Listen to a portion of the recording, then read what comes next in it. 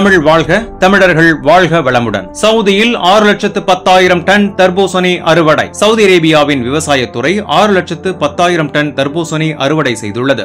இயற்கையான சுவையும் ஊட்டச்சத்து மதிப்பும் கொண்ட இந்த கோடைகால பழம் பல்வேறு வகைகளில் உள்ளூர் சந்தைகளில் பெரும் வரவேற்பை பெற்றுள்ளது.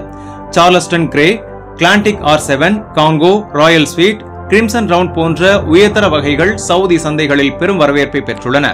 தர்பூசணி பயிர் சவுதி அரேபியாவின் உணவு பதப்படுத்தும் துறைக்கு முக்கிய பங்களிப்பாக உள்ளது. சுற்றுச்சூழல், நீர் மற்றும் வேளாண் அமைச்சகம் தொழில்நுட்ப வழிகாட்டுதல் மற்றும் சந்தைப்படுத்தல் திட்டங்கள் மூலம் விவசாயிகளை ஆதரிக்கிறது.